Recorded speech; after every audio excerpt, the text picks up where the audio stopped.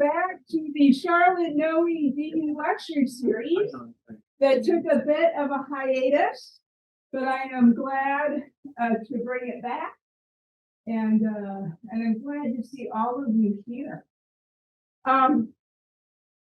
Dr. Alex Swan joined the Eureka College faculty in 2017, right? Coming from Cal Poly Pomona. No, that's not me. What? That's not me. That's not you? That's not me. Where did you come from? University of California, Santa Barbara. Well, I started thinking, I think I've been introducing him from UCSB. Was I the one that? California. Sorry, It's all right. California. The faraway land.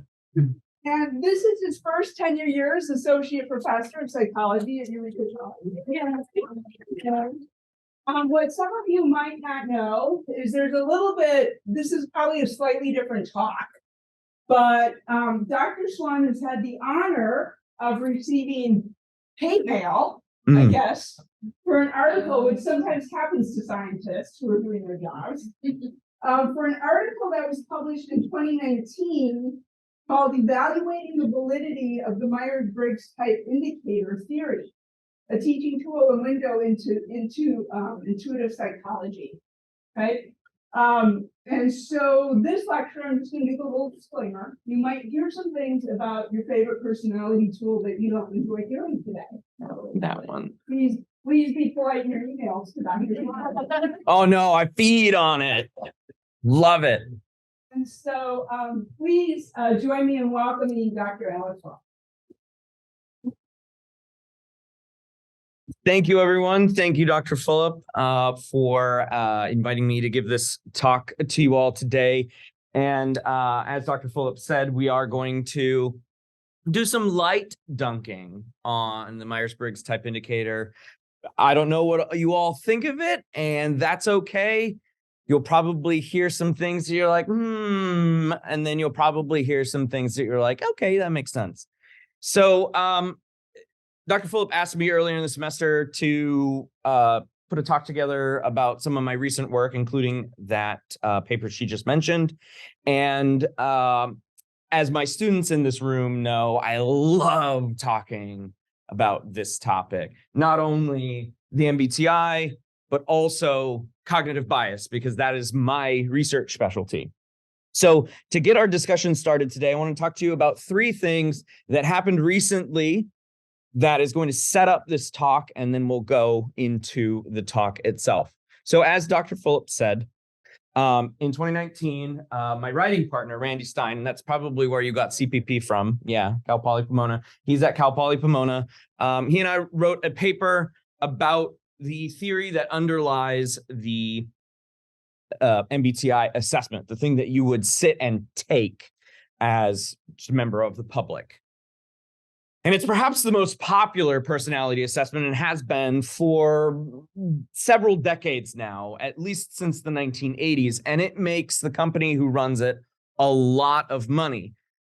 But we didn't want to actually take a look at the assessment itself. A lot of people have done that in the last 20, 30 years of psychological research, and neither of us were personality psychologists. And so what we decided was to take a look at the underlying theory that supports the assessment, because a good assessment, a good test in psychology that's supposed to tell you about who you are,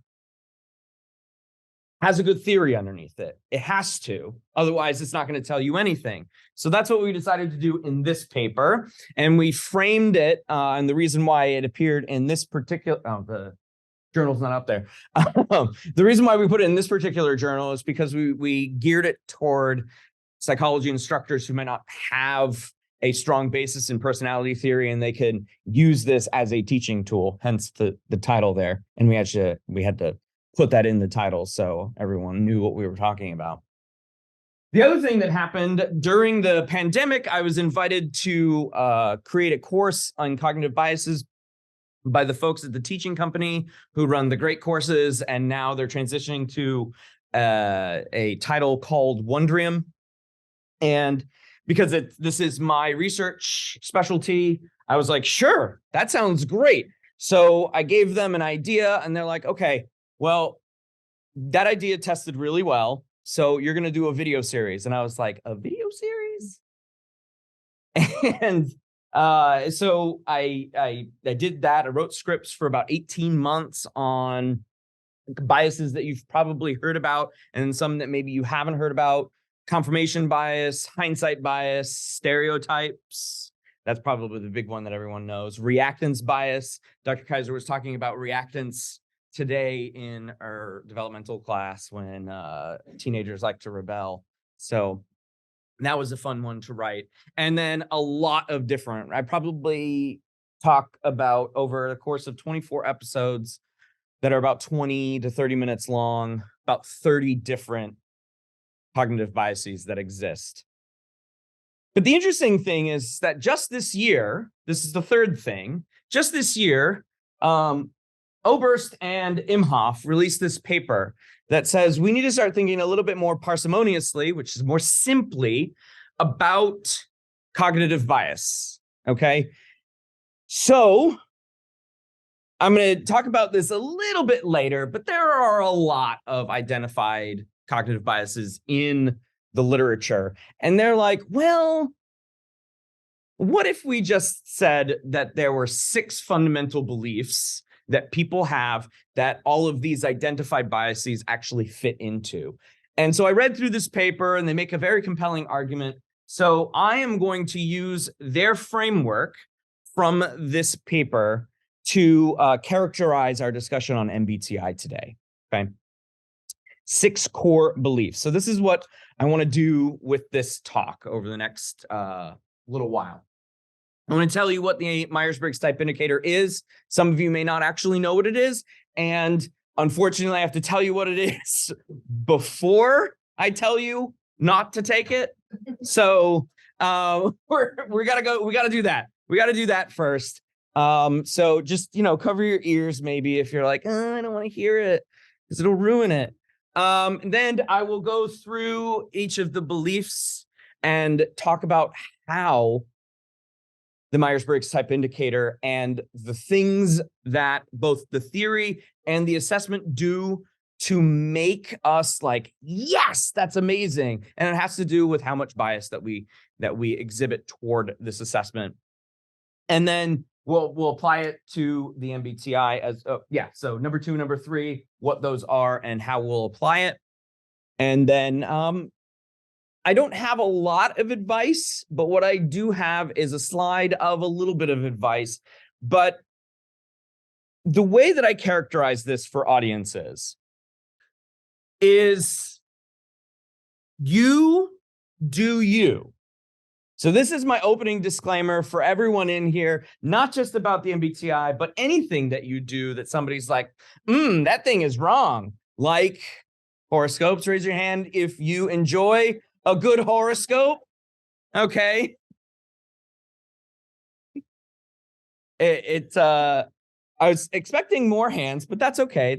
How many of you like the MBTI? How many of you think about the 4 letters? Okay. All right. How many of you are ignorant of the MBTI? Okay. All right. Dr. Cunningham, you're going to have to cover your ears for the first part of this. I don't want you getting ideas now. No ideas. Enneagram, the Enneagram. Okay. That is also in this group. Scientology. It's just everything. In any case, for all of that, plus many, many others, I don't care what you do in the privacy of your own home. Okay? I'm not here to tell you what you're doing is wrong. I'm here to tell you what the Myers-Briggs company is wrong. Okay? Because they're a bunch of faceless corporate people who don't care about you. And so I'm keeping my criticisms for the test and the theory, applying cognitive bias to that. So just like me, just like everyone, we're all susceptible to the grift. Okay? There's a grift afoot and we're all susceptible to it. So you have fun with what you want to do. Okay? Just like Bob Ross told you. Okay? So for anyone who raised their hand about what the MBTI is, let's go a little brief history of this. I could go into far more detail with you and give you far more juicy details, but I have to save that for the rest of, I have to save the time for the rest of the talk.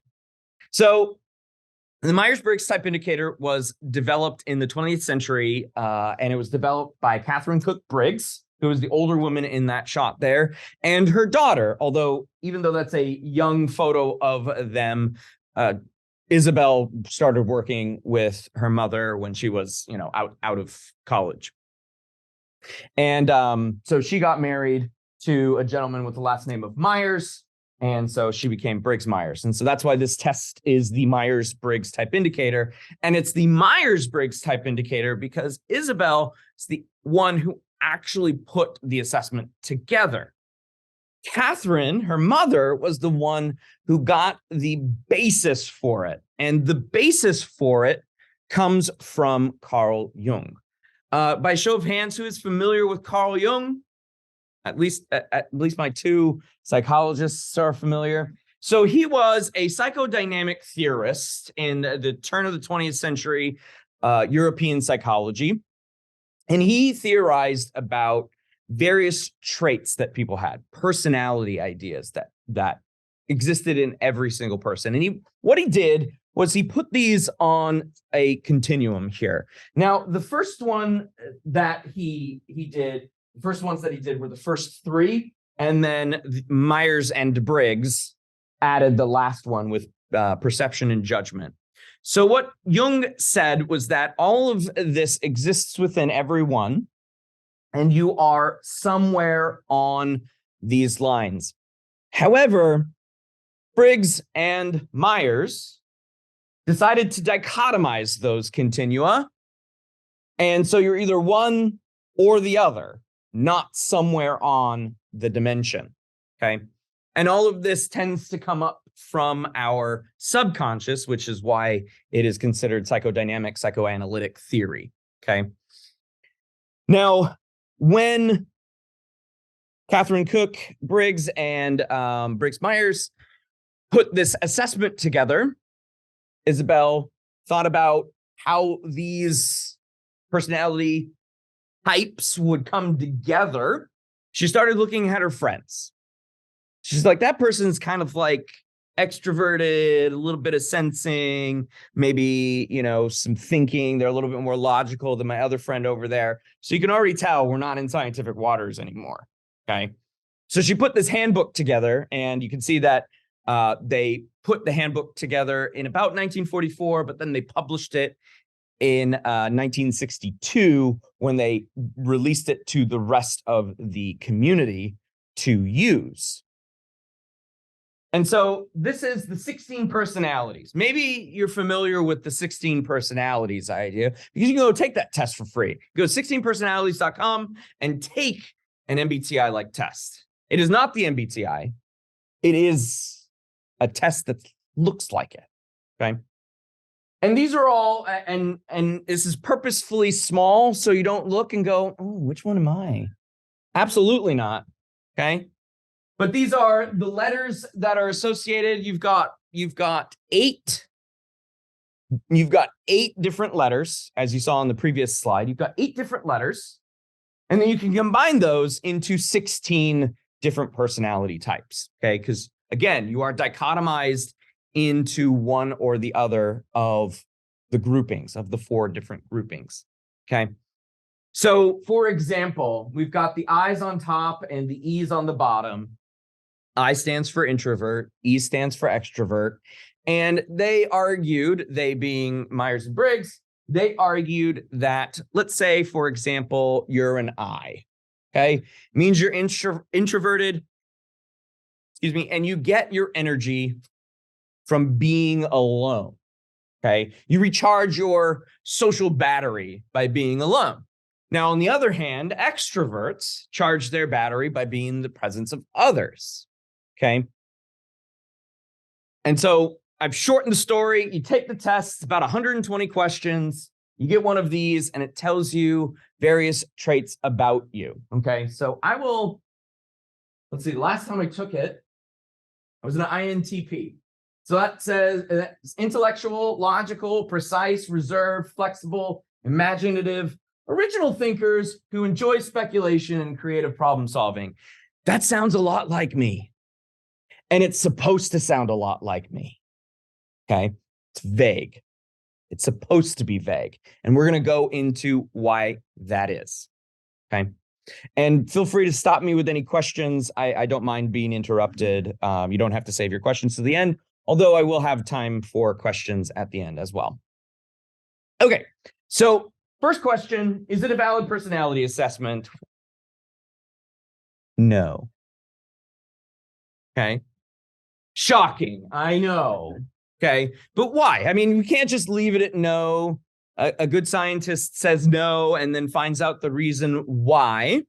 So what Randy and I did in that paper that Dr. Fulop mentioned and that I started with at the top, we wanted to look at not just the reliability of the assessment. If you take it, will you get the same result when you take it again?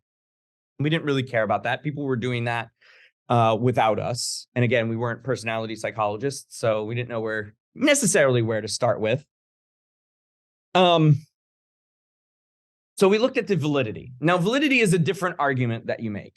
The argument for validity is, does this test measure what it says it measures? Okay.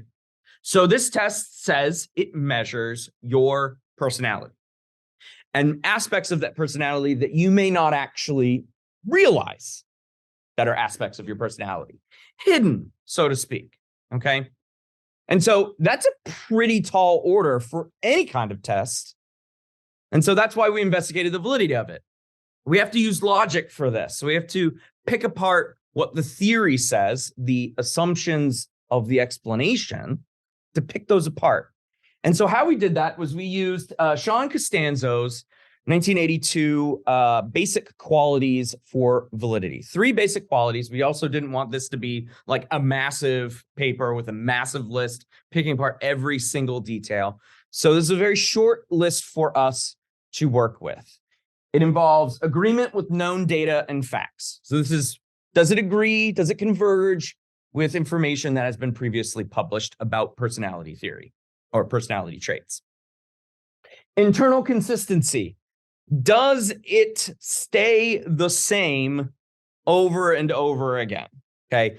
Does the theory contradict itself or is it consistent? And then last but not least, the biggest one out of all of them is testability. Science is only concerned with testable questions. So if the theory says that it can tell you something about yourself that you don't know, and what you don't know can be used in the workplace, can be used in relationships, all of these further reaching qualities, can it actually do that? Or is that not testable? Okay. So we broke it down and this is what we found. This, oh boy, that table does not look great with the shading there. Now, I didn't make it big so you could read everything on that table. But what I did want to point out is that, first and foremost, agreement with known data and facts. Jungian theory was never fully tested, okay? It was never empirically tested, so it's just ideas. If you think about it for any longer than that, you're going to run into some problems, and that's what Catherine and Isabel did. MBTI theory leans on some unsupported assumptions. So theory is a set of assumptions that makes an explanation for some observable phenomenon. And the idea of you having a personality type that is your true type and that puts you into one of the 16 bins doesn't make any sense. Doesn't make any sense. Because why can't you go from other bins to other bins as you grow? What if you're one way when you're a kid and another way when you're grown? Do you have to be stuck in this bin? We don't think so. And then the testability one is really important here. I'm going to skip internal consistency for time. MBTI generally avoids strong statements about what type predicts, your personality type, what it predicts, what it can do. Everything is intentionally vague. intentionally vague. Okay. So this paper came out, as Dr. Phillips said. I got some hate mail. I got a great piece of mail, an email from a gentleman who is a pro MBTI person, and he writes books about how amazing it is and how wonderful it is, and said that our argument for, summed up in these key points here was hogwash. The funny thing is that a friend of mine from graduate school went to college with this guy's daughter. I was like, wow, small world.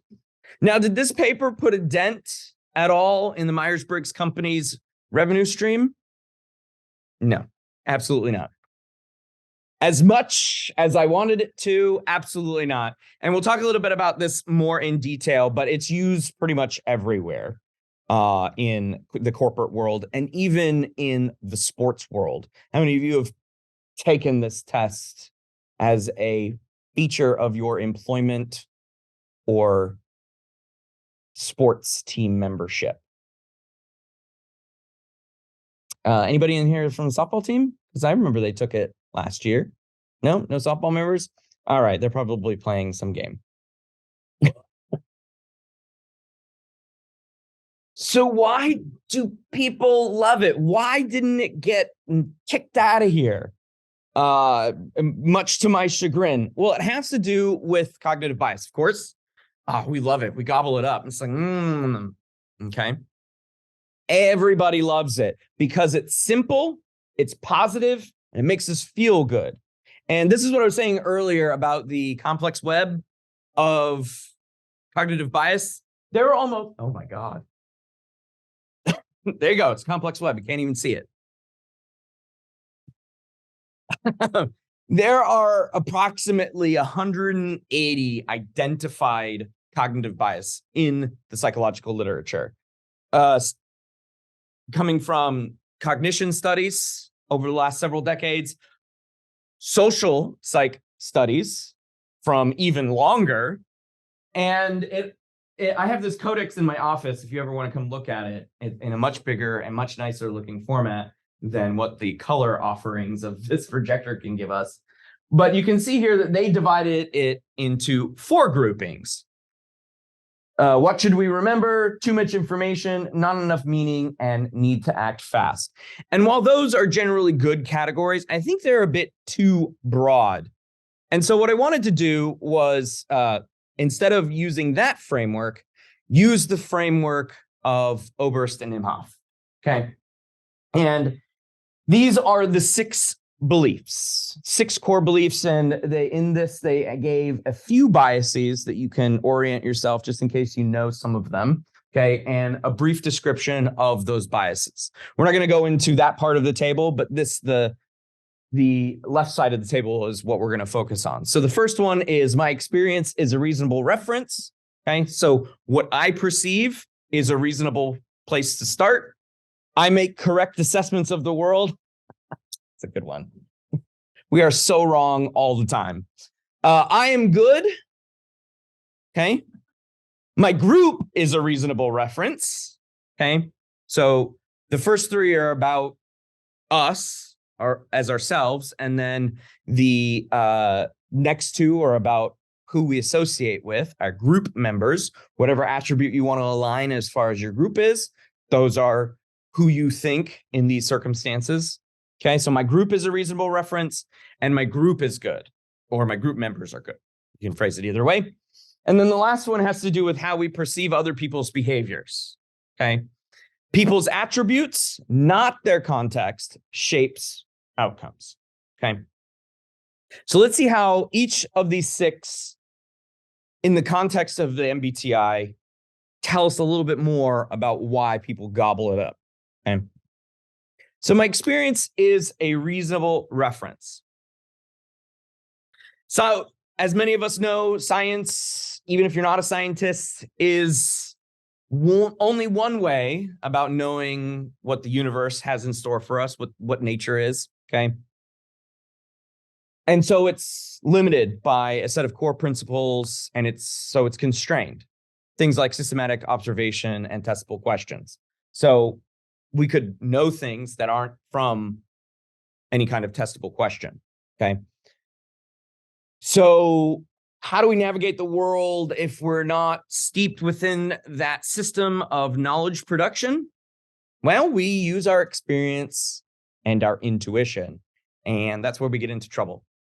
That's where we get into a lot of trouble. We use our experience and intuition on a daily basis to make most of our decisions, and many of them are subconscious decisions. Okay. And that's how the MBTI props itself up to the end user. Okay. You're asked 120 questions that are dichotomous. So you have one or two options, and you have to choose one or the other. It's forced choice. You can't do anything. You can't say decline to state or I don't know. You have to choose an option. Okay. And then your score is calculated on those 4 dimensions. Are you an I or an E? I'm always going to go back to that one because the other ones don't make sense to me. So you're either an I or an E, and you may be an ambivert, which is somebody who does both, right? Can charge their battery alone, can also charge their battery in the presence of others. That's what an ambivert is. But you can't be an ambivert. You have to be an I or an E. That's it. You have to be in one of those 2 boxes. And so when we sit and we take this test, we explore our own memories, and that is a bias in and of itself, confirmation bias. Okay. And so when you're going through these questions, you think to yourself, hey, what is this question asking? Okay, well, it seems to be asking something about how I think about problems. So when was the last time I thought about a problem? How did I solve that? Or how did I approach the problem? Okay. That takes time. And in many cases, these questions are extremely dense and purposefully confusing. And I don't know why they're purposely confusing. They're just clouded bundles of gobbledygook. And when they're that hard for us to interpret, we sort of go through a process of like, I don't know. I guess I'll choose the option that I think makes sense. But is that really accurate? If the MBTI is telling you that it can tell you what kind of person you are, even if you don't know it, then how can it possibly tell you when you don't know what the hell it's asking? Okay. So in this paper that came out about a year before the MBTI paper, because Randy and I were in a kick. We were like, oh man, we need this popularity needs to end now. We were on a 2-man crusade. And so we asked the question of participants, how do you reflect? How do you interpret 2 different kinds of personality assessment questions? Okay. And we pitted an MBTI-like test called the Keirsey Temperament Sorter. Now, the Keirsey Temperament Sorter was created by a guy named Keirsey because he didn't like the MBTI and he wanted to steal people away from taking the MBTI. Okay. And so he created his test almost exactly the same. And temperament here is just sort of a base personality. Okay. So what are you a hot or a cold temperament kind of person? Okay. And the reason why we had to do that is because the Meyers-Briggs company is especially litigious. I actually had to remove all but one mention from my course on Wondrium because the legal team at the teaching company was like, we don't want to get in trouble. So can you remove? I had a big old takedown of it, and they said we got to get rid of it. I'm like, oh man, I get it, but oh man. So much the same way, Randy and I had to use a more widely available free test, which was the KTS, and we compared that with the Big 5 set of traits. Now, the Big 5 or the 5-factor model essentially is a trait-based test. So you can take this in many forms. Many people take it as the 10-item personality inventory, literally 10 items, tells you which traits you have. Okay. Much unlike the Meyers-Briggs Type Indicator, or the Kiersey temperament disorder. It's very different. These sentences are agree to disagree, and you just circle one item and you get an average score for that trait, as opposed to how I've described the Meyers-Briggs Type Indicator. So we did 5 studies, and we wanted to make sure that when we asked people this question, that they weren't taking the test, but they were just exposed to a handful of these questions. So 5 KTS questions and 5 Big 5 questions. And they were told, you're not answering these questions to tell us what your personality is. You're telling us how difficult you think this problem is and how much you understand it.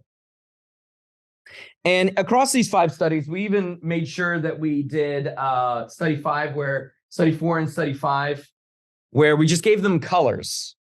And we were like, does this shade of blue match your personality? So it doesn't. Okay. But we wanted to make sure that we were getting, people were understanding what we meant by depth and difficulty. Okay. So how deep does this question make you feel? How profound do you think this question is? A false sense of profundity. And then how difficult it was to answer the question. And across all of the studies where we did Kiersey temperament disorder with the Big 5 model, every single time the KTS was perceived as more difficult to answer because the wording was so hard to parse, and gave a false sense of profundity. So in all of the cases, so the top 3 there, okay, study 1, study 2, and study 3, the results showed that everyone, or on average, I should say, thought that the Kiersey temperament disorder was more difficult and more deep. Okay. And for my statisticians in the room, there's the old adage about data analysis, garbage in, garbage out. So if you are struggling to answer these questions, that's garbage in. So your type is the garbage out. Okay. Moving on to I am good.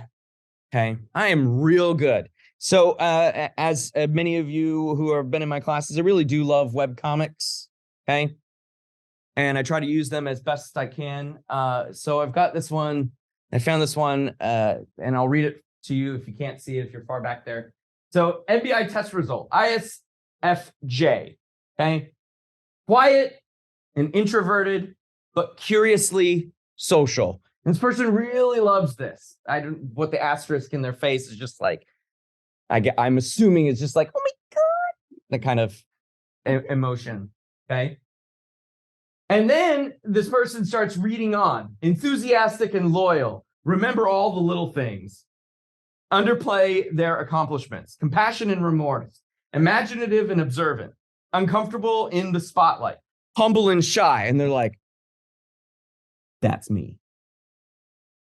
Okay. But the problem here is that, well, let me back up actually. So we inherently believe that our existence is good and that we contribute that goodness back to existence. Okay. And I could go on and on about the statements that are used in the MBTI, that they're vague and that they're unhelpful. They tell you things that you probably already know. You're confirming them as you read them. Okay. But there's not really anything bad there, is there? Like, okay, I could say uncomfortable in the spotlight, but you can spin that so easily. You could say, yeah, I'm uncomfortable in the spotlight, but I'm not like, arrogant, thank you, or rude, or unhelpful, right? Who's uncomfortable in the spotlight? Thanks, Odessa.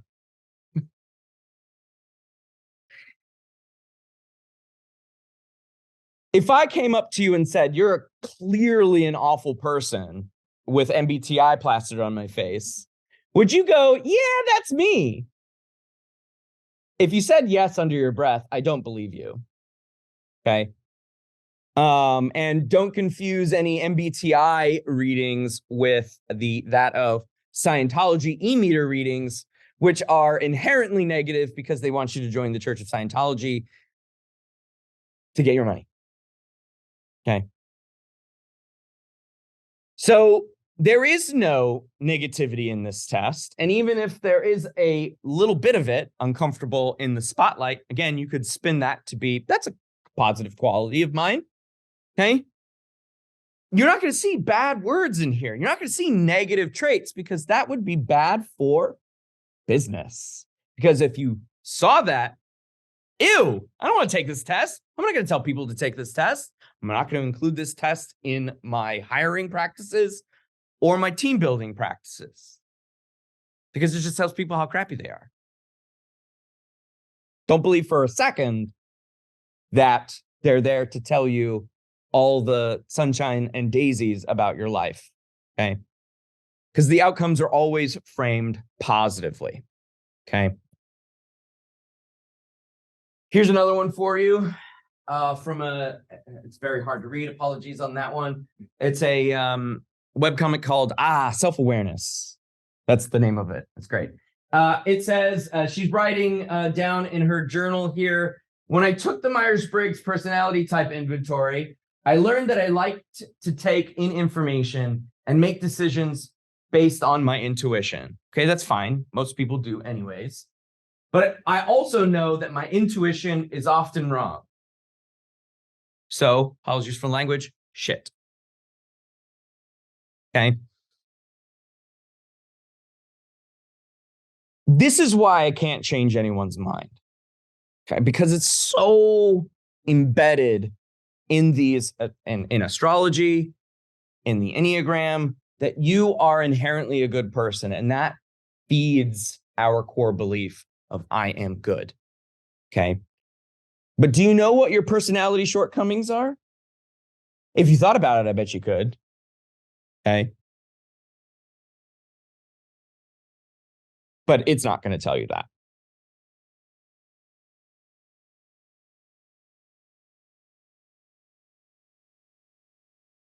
I make correct assessments of the world.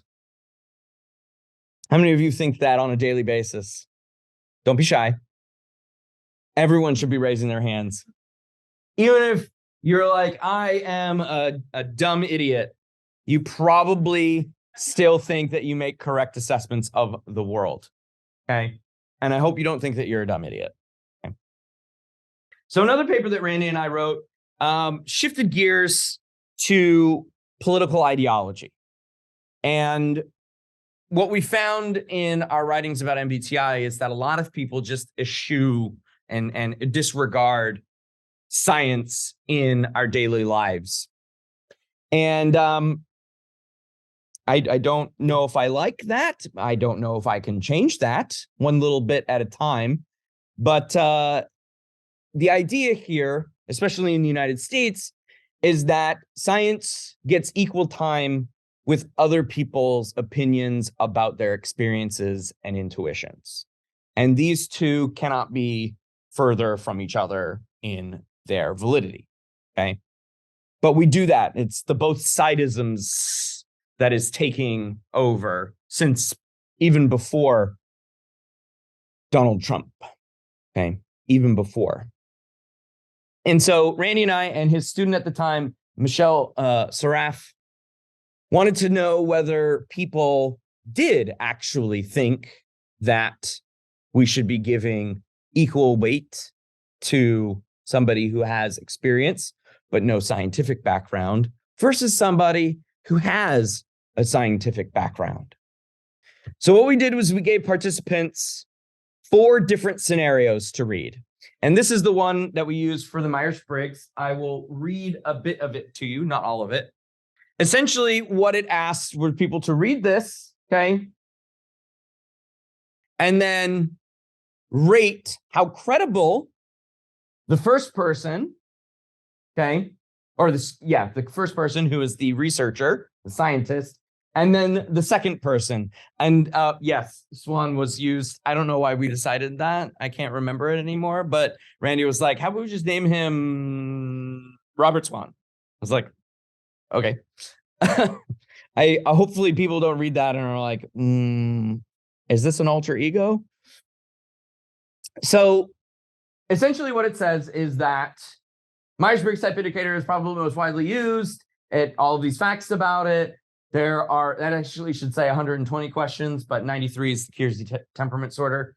A powerful framework for building better relationships, driving positive change, harnessing innovation, and achieving excellence. That is a direct quote from the Meyers-Briggs Company.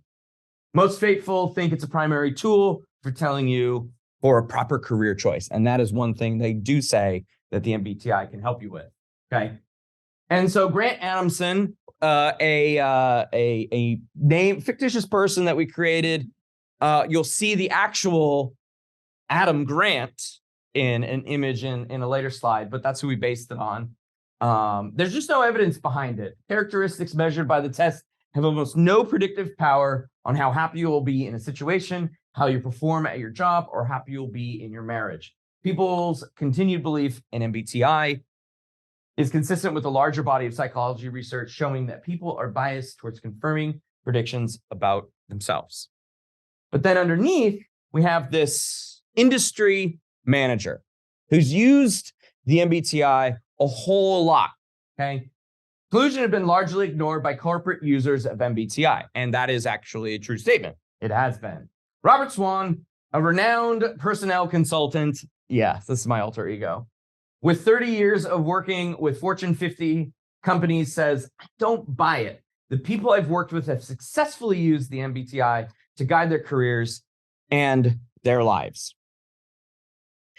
So we also asked people how they identified ideologically, politically ideologically. So on a continuum from conservative to liberal. And then we also asked them several questions about their beliefs on social issues and economic issues to further get a fine-grained look at their actual political views rather than just a buzzword like liberal or conservative. We had three other scenarios. One was about how some people believe that managed stock funds can consistently beat the stock market.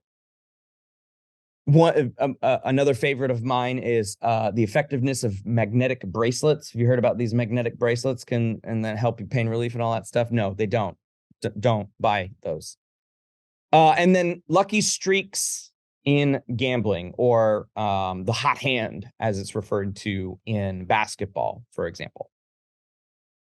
And so they each had a researcher, and then they each had somebody with years and years of experience refuting that researcher. And so we asked, how credible do you think each of these people are? Okay. And so here's a graph of where they preferred the rejector, preferring the researcher, and then rating both equally. And we have two studies worth, conservative on the left and liberal on the right for each of those bars. And you can see quite a stark difference for these ideological beliefs, okay? More often than not, people who expressed a conservative ideology tended to agree and rate the experiential person more heavily than people who expressed liberal ideology. Okay.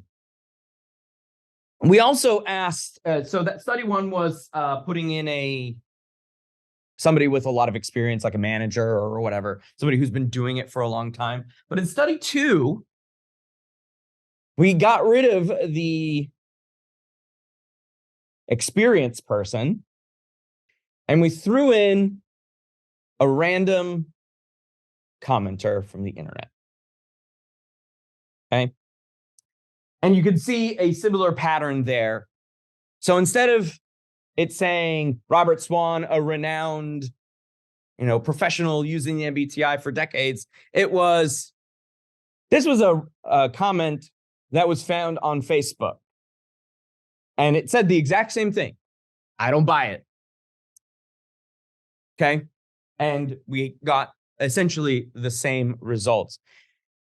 And we measured something that is no longer called feelings or truth. We renamed it. But the idea here is this is what is it called a mediation analysis, where instead of ideology predicting how they're going to evaluate the rejecter of the science, okay, it actually goes through a more indirect path of this other variable. And feelings or truth is a composite value that we measured about how much a person uses their intuition, how much they trust their experience over any other information that they're given, all sorts of this stuff, and we put it into a composite, okay? And in study one with the experienced manager, we got a little bit stronger of a relationship, but feelings are truth did predict why somebody would side with the internet commenter. So the next time you find yourself in a Facebook debate or arguing with somebody who went to YouTube University, make sure that you aren't the fool arguing, okay? If you're going to get in an argument with a fool, make sure you're not the fool, okay? What I mean to say is don't argue on the internet, okay? And I would imagine that regardless of your ideology, since you're listening to me talk about it now, that you would like to think that you would agree with the researcher in in each of those 4 cases. But that's not true. And don't kid yourself into thinking that's true. And that's okay. Again, I go back to my disclaimer. It's okay if you don't side with the researcher. You do you, okay? But what this does show is that perhaps the assessments that you make about the world may not be correct, okay? Our bias just drives our thinking in that case. Now I'm going to combine the two to save on some time here. Group is a reasonable reference and my group is good, okay? See an old man in that? I primed you for that one, but it's an old man face in that.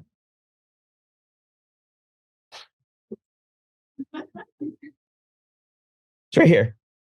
Oh, right here.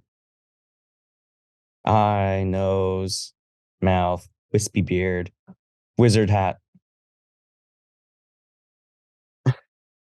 Okay. That's why you sat in front. Is this a duck or a rabbit?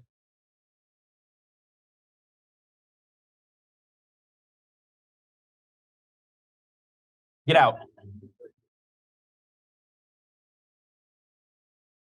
So humans are pretty good at categorizing. I mean, seeing a duck, seeing a rabbit, seeing a face in a clouds, that's all we're geared for, is making patterns of everything we see. The first one is a bias called pareidolia, where we see shapes that we are familiar with in ambiguous images. And then the ability to go back and forth between a rabbit and a duck, because we have a reference point of whether we look at that as a mouth or we look at that these as ears, okay? And so it's not surprising that we also categorize the people that we are with. And this has been going on for all of human history, even before we started creating civilizations. We've always gathered as groups because we have a high need to affiliate with other people. There's safety, there's sharing. It's really good. And when we spend a lot of time with those people, we get to know all of the aspects about them. And it's so much easier to categorize. And so we extend our personal beliefs, our core beliefs of I am good, and I make correct assessments of my group is, I am a reasonable reference. A little tongue-tied there. We apply those to our group members as well. However we define group. That could be based on age, that could be based on family, that could be based on race. And we end up having biases about these group members. Okay, stereotypes is a strong one, which is fed by the representativeness heuristic, which is you've got qualities of my group, so I assume that you're a part of my group. You don't have qualities of my group, so you're not a part of my group. Okay, and we do that whip quick. Okay. And so when we apply this to personality, and specifically personality type, imagine here we have a group of INFPs. These people are INFPs. Okay, they want to hang out with each other because they are INFPs. Okay, let me put it to you a different way. Where are my Geminis at? All right, Geminis. Where are my Virgos at? There should be more Virgos. Okay.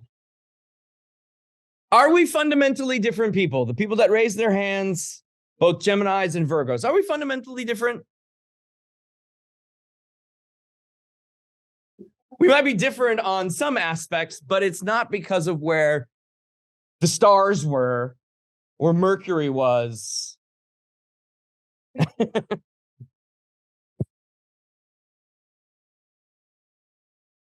So these INFJs are going to look at themselves and go, we're INFJs. There's people over there.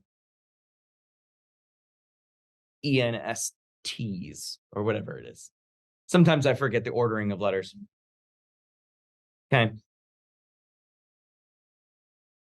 We're different from them. We don't want to be associated with them. And some fun people, I use fun sarcastically here, have developed a chart. Red means no. Okay? So you can see that the vast majority of E's are not compatible with most I's. And then there are, it could work, but not ideal shade of yellow, and then a darker shade of like mustard or whatever. One-sided match, I don't even know what that means. And then green is a good chance.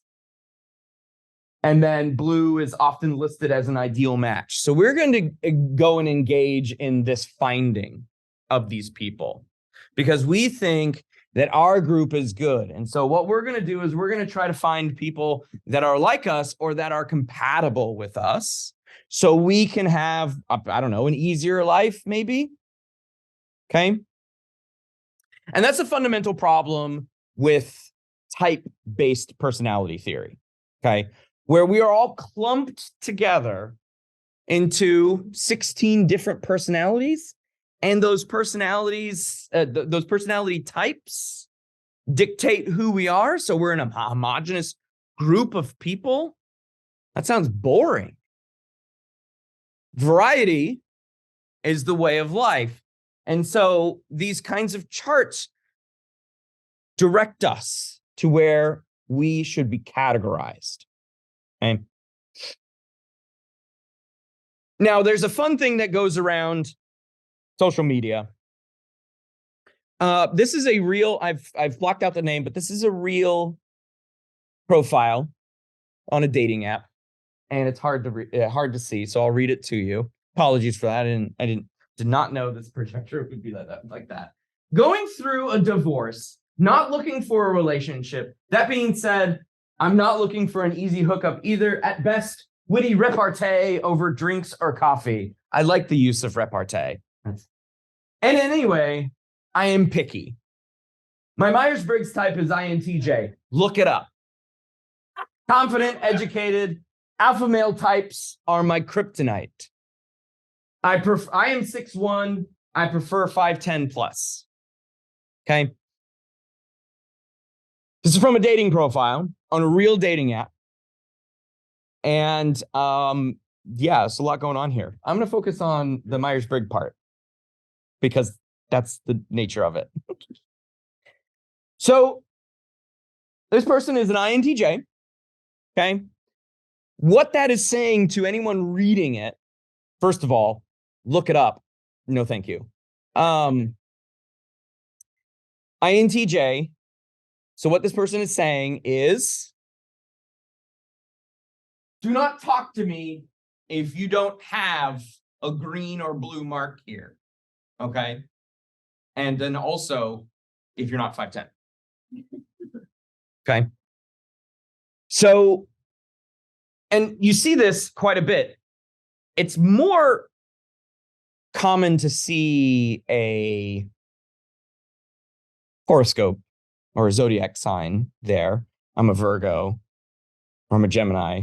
I don't know why. Well, I am a Gemini. So that's what people tell me. So, I go back to the same question, like, what information does that give the casual person looking for a date? It doesn't give a lot of information. What it does is it segregates this person to only a certain number of people that are worthy in this person's mind. Okay. This is Tinder. Okay. And when you join Tinder, I don't know, this is what I've been told. When you join Tinder, you have to indicate what your Meyers-Briggs type is. Okay. Somebody posted this picture on Reddit with the question, what does this mean? I know it says skip. I know it says skip, but the fact that it's there is the issue. Because there's not a personality. Use words to say what your personality is. I am easygoing. I am thoughtful. I am, that's harder to do than just pressing a button and making sure people actually understand what you're saying. And then there's this app. This is a real app that is based on Myers-Briggs. What you do, and so this is a series of screenshots. What you do, so it's a dating service just for people who love the MBTI.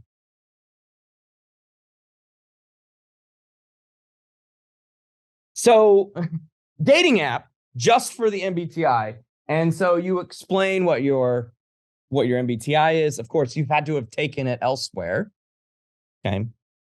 And then you join this with other like-minded people.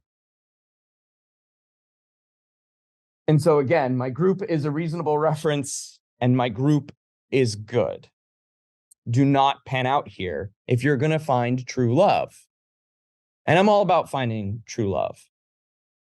Here's Adam Grant. This is where we based Grant Adamson on. So he's a psych researcher at the University of Irvine, I think. No. Somewhere in California. Oh, Occidental College. That's what it is. Yeah, that's true.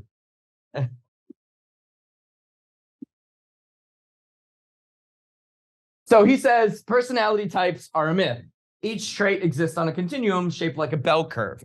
And that is perhaps the most accurate statement out of this whole thing. The MBTI is outdated. You're more likely to be an ambivert, as I said before, than an introvert or an extrovert.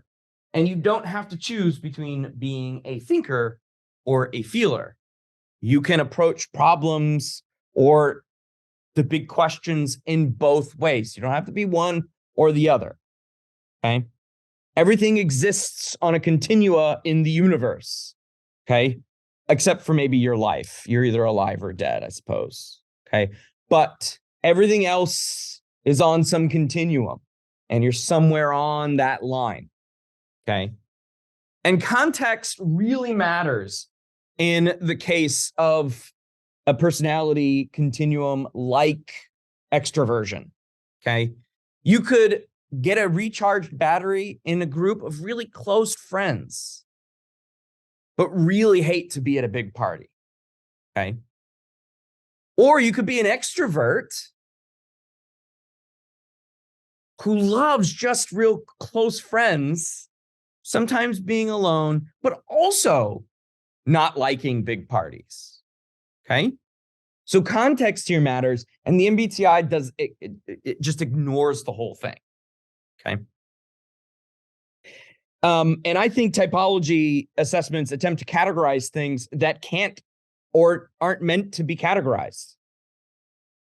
And they do this knowing that we find comfort and goodness in our groups. Nature is full of uncertainty. It's mostly and largely unknowable. And we crave the certainty of affiliation.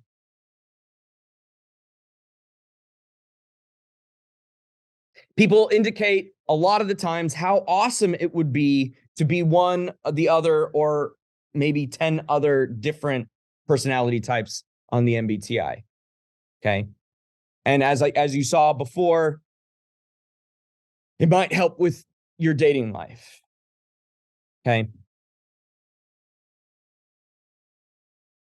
We secretly sometimes want to be other people, and that's okay too. But the MBTI doesn't allow us to be that way because we're told these are your 4 letters and these are who you should associate with. When someone secretly wants to be another personality type, but it's ridiculously transparent, if you can't tell, there's a package of corn on the cob and it says watermelon. Okay. Oh, yeah, I'm extroverted. Uh-huh. Sure. And then just to round us out here, other people's attributes shape their decisions, not the context. So I want to specifically focus on the bias that they're referencing here, which is the fundamental attribution error. It is the idea and the tendency that to think that other people's behaviors are based on who they are as a person, their traits. Okay, hear me out. I know I've been railing on personality traits here. Or their personality type, rather than the context that you find them in. Okay. But this can't be true all the time. We are not only a product of who we are, but also a product of the environment that we're in. Okay. It's a person by environment behavior. Okay. And this comic, wow, it's supposed to be green. If the comic succeeds, it's because I'm hilarious, not lucky. Oh no, I'm late to the fundamental attribution error club. I hope they don't judge me. So there's 2 jokes in this one.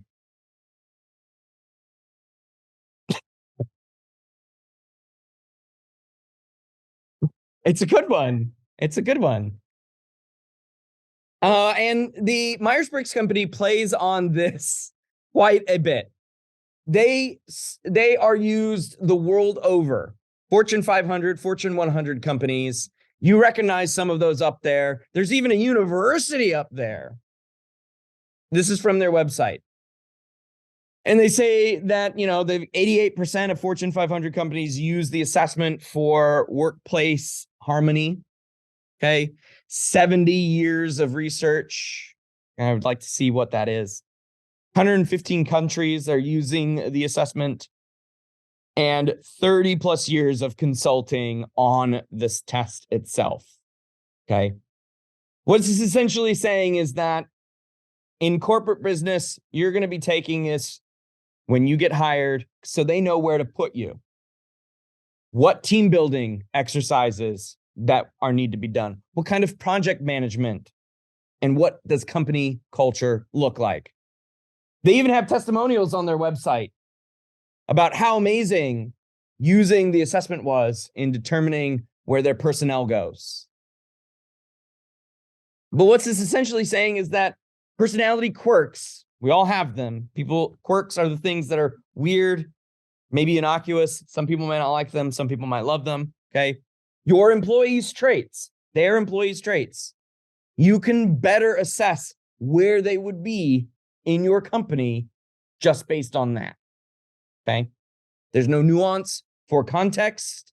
The actual work employees will or are doing, will be doing. What happens in their home life, or even what the office culture already is. The Myers-Briggs company thinks that it's going to be a panacea for all of your workplace woes. And I think Dr. Phillip can tell you that it's a little bit more complex than that. Just a smidge more complex than that. Okay. But, if you want to, you could spend $50 of your hard-earned money to be told what kind of personality you have, in case you didn't already know. And they'll give you just a list of great things about you and what you can do as a person, because you haven't thought about that before in your life. Okay. Feeds the fundamental attribution error and this idea of American individualism very well. Okay. So what to do? This is where I want to round out the discussion here. Take it for fun. Just don't spend money on it. Please don't spend money on it. Okay. If you have to take it because of a work thing, take it. Don't invest too much time into it. Okay.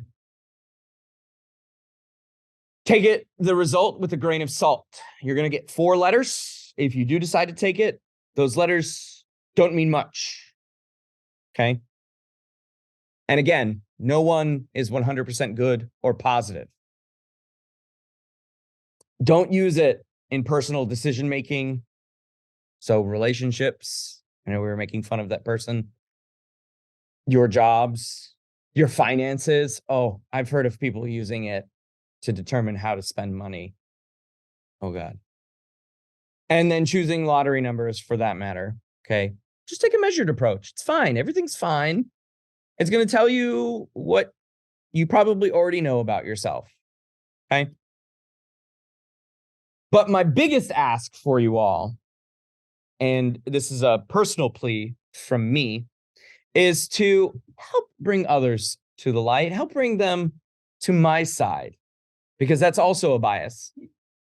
It's called the my side bias. Help bring them to my side, okay? And I dub all of the woo fighters. So what I mean by this is I put the tracking on the 2019 Meyers-Briggs paper through a service called Altmetric. And what it does is it tells me every time somebody shares the paper on Twitter. And so this is a map of where the paper has been shared. And it's been shared like hundreds of times. I don't know exactly what. Obviously, most of that in the United States, but all over the world. Oh boy, you can't even tell. The lightish white color also means it's been shared. So Russia, Brazil, the Philippines, and this is somebody, this is in Portuguese up here. So somebody responded to their friend talking about the MBTI in Portuguese and was like, listen, it's pseudoscience and it should be held to the same kind of credibility as astrology. Okay. That's what that says. I had to look it up. Okay. So I went a little bit long. I didn't mean to go that long, but I'm open for questions if you have any at the end here. Thank you all for coming. You're free to go.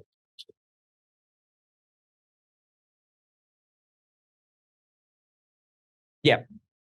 You gonna fight me on about astrology? Okay.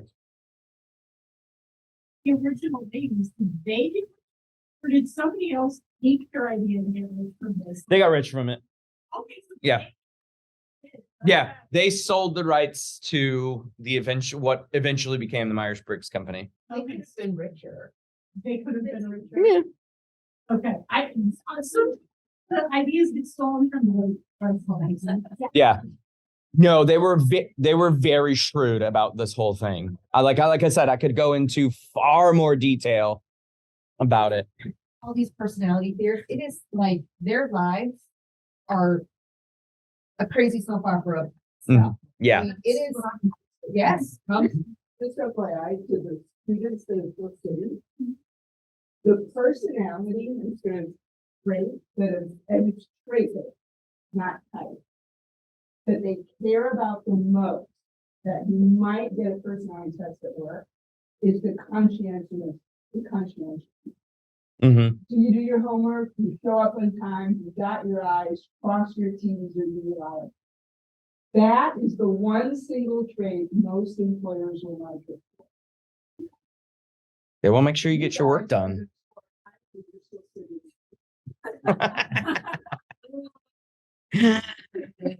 Andrea. Okay.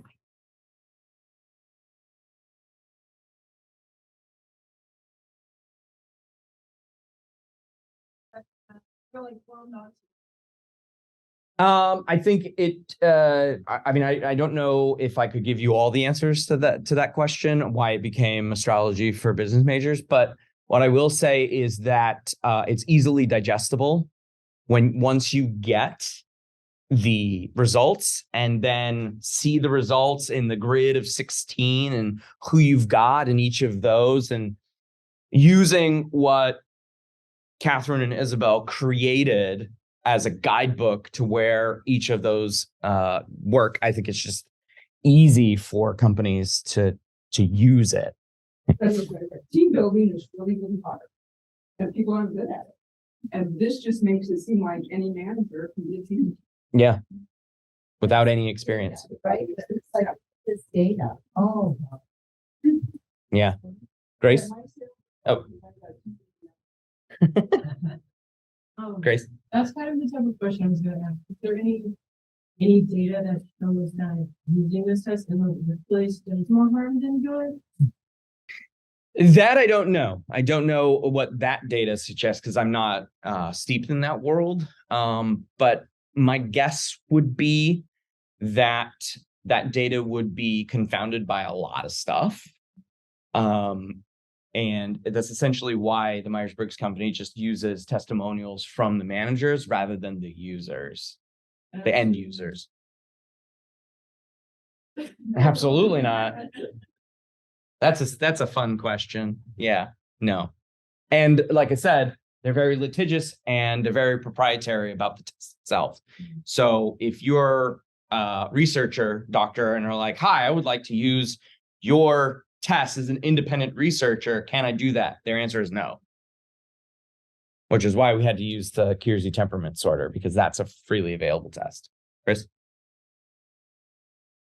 So thinking about would be an interesting way to come at this. If this test a bunch of stupid and then say, oh, but you're you're also saying that some ex serial killer, and then show people that like, yeah, like all these traits. I believe some researchers have attempted to compare. Thank you, Dr. Kaiser. Have compared like bad, quote unquote, bad people from the past, sort of backfilled their type, and then tried to make comparisons there. It doesn't put a dent in it. Just like astrology's been around for hundreds of years, and it has no dents in it either. Doesn't make as much money, although about $2 billion a year, the industry as a whole, the prediction industry, $2 billion a year. It's quite a bit. Odessa?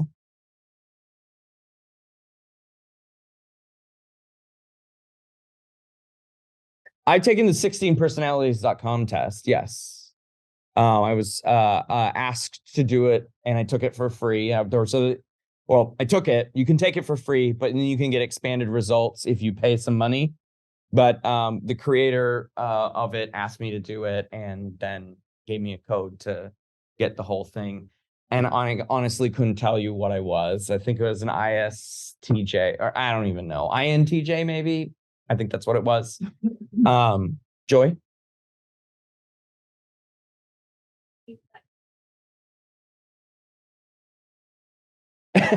Yeah. There's a lot of personality type and how people you have. Mm-hmm. That was I was wondering where they're talking about these personality types, and kind of like a Rubik's Cube with these four, this and that. But that was kind of my question with the like left hand, right hand. A lot of that is actually if there aren't people who can magically wake up and like, you're gonna be a lefty right out of birth, and you're gonna be a righty.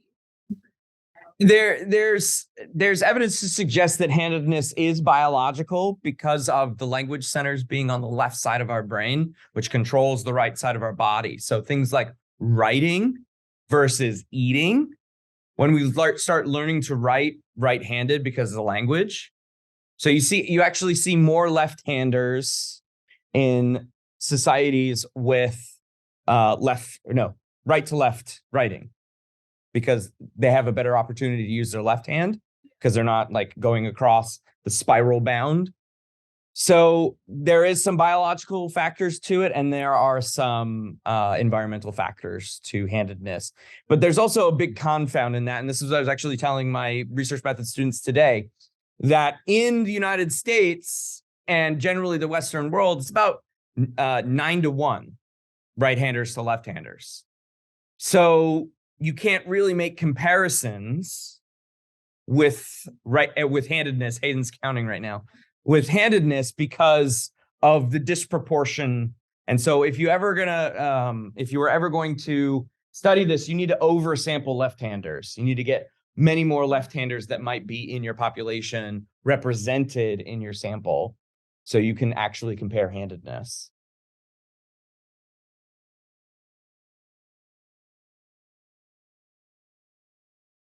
Mm-hmm. Yeah.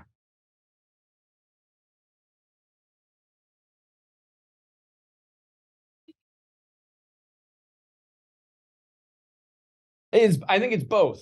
I think it's sorting and labeling, because labeling gives us the information we need to make those 6 fundamental beliefs. And then the sorting is purposefully there for those group biases. Yeah. Yeah. Harry, did you have a question? You bet. Jersey Bates did a book called Please Understand Me. I don't know if you throw that book or not, but it's one of the things they did in their work, at least within that book, was, you said one of your complaints is that it puts you in a particular one or the other. And they had mixed types as a constant. Right. In that. Right. And even that you'd be a very strong E or a very strong I. Mm-hmm. Somewhere in the middle. So somewhere in the middle. Yeah. It doesn't seem like it has to be an either or. It doesn't. It definitely doesn't. And I think most personality researchers would agree with Kiersey in that case, because of them expressing it on the dimension, on the continua, right? The thing that we attached ourselves to when we used the KTS for that particular study was the way that the questions were worded, very similarly to the MBTI. Even though they say that, they have these mixed types and high-low on various traits or various dimensions, they still worded so the outcome may be different, but the input is the same. So that's why we were able to compare the two and use it in the place of the MBTI, which is famous for, or maybe infamous for, being dense. Yeah. Is there like proper way or way that you know of to properly conduct like a personality test? Like maybe if it was more honest, or would there just be too many variables to where it'd be kind of impossible to get a good way? Or is there even a benefit to knowing? Well, I think you'll get different answers from different people, but psychologists have converged on the idea of the 5-factor model. And Dr. Fulop mentioned conscientiousness as one of those factors. It is the most descriptive. It is the most predictive when you compare or correlate those traits with other behaviors and other thinking. It is perhaps the most comprehensive. That's not to say that it doesn't have its own problems, because to describe somebody's personality, they have to verbalize it. And the act of verbalizing it is already a biased behavior, okay? Because it relies on our memory, it relies on the context that we're in, all of these different factors that go into it. But to answer your question, I think the 5-factor model and the tests based on that are perhaps the strongest. Mm-hmm. Any other questions? Well, thank you all for coming. I appreciate it.